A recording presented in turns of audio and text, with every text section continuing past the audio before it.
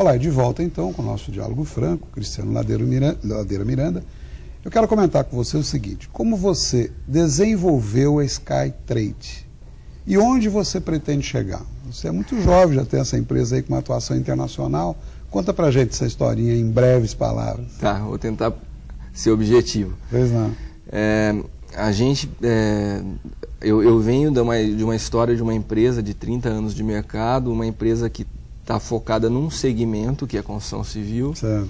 e num mercado que é o Vale do Paraíba, e nos últimos anos muito concentrado na região de Taubaté. E isso me assustava um pouco quando eu vim fazer parte da empresa há uns 11, 12 anos atrás. Eu acho que você fica muito vulnerável a uma economia que oscila a todo momento, a planos econômicos. Vi meu pai passar algumas dificuldades, e sempre tive uma visão de que nós deveríamos ter outros negócios. Sempre tive vontade de montar outras empresas. E a SkyTrade surgiu disso. Nada melhor do que você hoje trabalhar no mundo inteiro.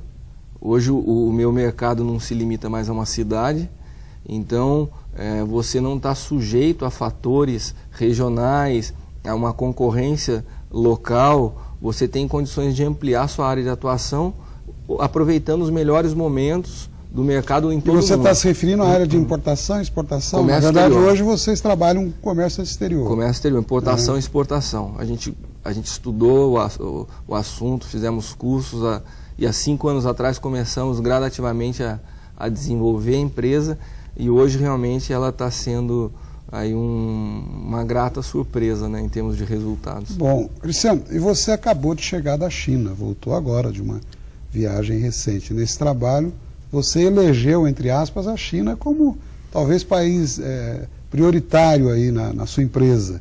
Como você analisa a mexida no câmbio, essa alta do dólar, e também o que representa para vocês a China? Qual o seu foco sobre isso? Como é que você enxerga esse país hoje temido por uns, admirado por outros?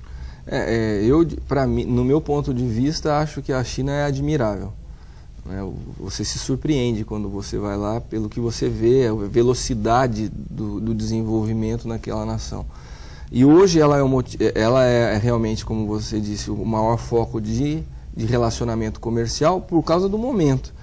Isso não impede amanhã a Rússia, a Índia, a África do Sul, estou citando países que eu já tenho contatos, que se tornem... Você está se referindo aos BRICS? Exato.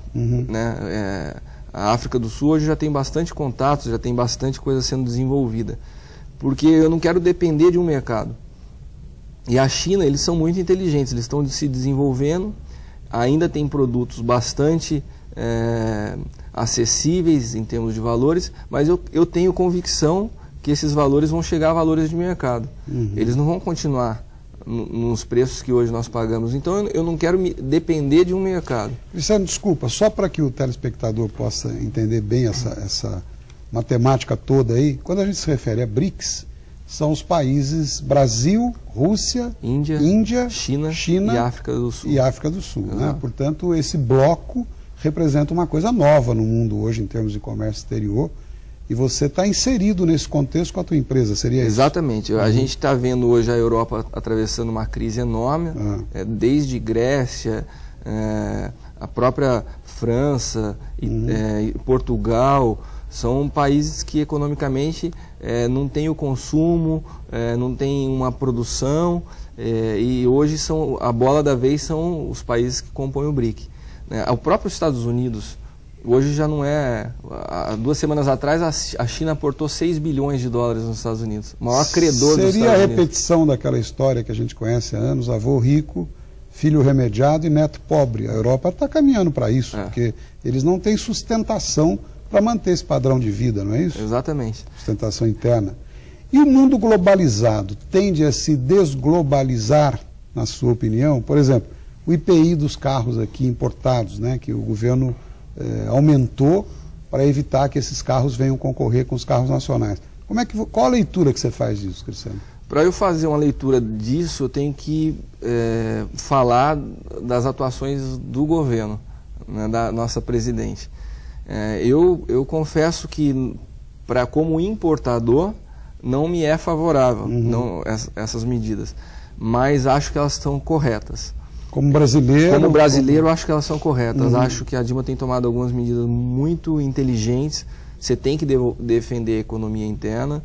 Até porque a China, por exemplo, o empregado lá, o patrão não paga nenhum tributo, ele não tem fundo de garantia, ele é mais ou menos um trabalho escravo. Não tem nada de segurança no trabalho, em alguns setores, entendeu, Carlos? Porque eu tenho algumas empresas que eu tenho, inclusive, representação de alguns produtos com exclusividade para o país, que são empresas que são certificadas com todas as ISOs que você pode imaginar, que atendem mercado da Europa, Estados Unidos.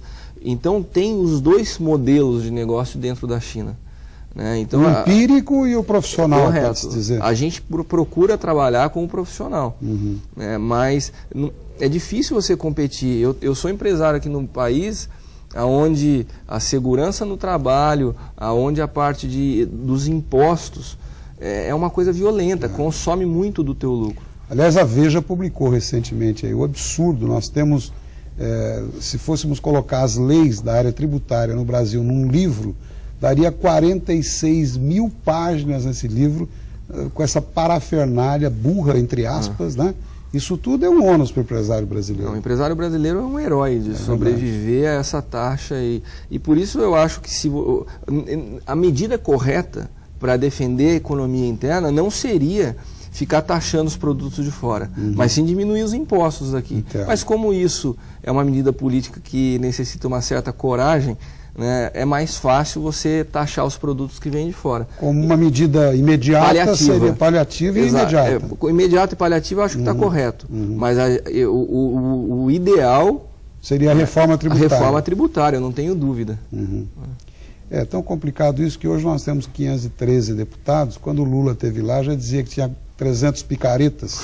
Depois ele acabou fazendo acordo com os picaretas, mas de qualquer forma é um assunto amplo e não é o momento para a gente discutir. Finalizar aqui. É verdade. Eu vou pedir mais um minutinho de licença e confesso que para mim não é surpresa a participação, a desenvoltura do Cristiano, que eu já o conhecia e admirava essa sua postura, mas a gente vai voltar e vai falar sobre um assunto muito interessante. Ele fez e faz uma experiência lá com relação a filtros de barro. Continue aí que você vai ver a importância desse trabalho que tem sido feito. A gente já volta, até já.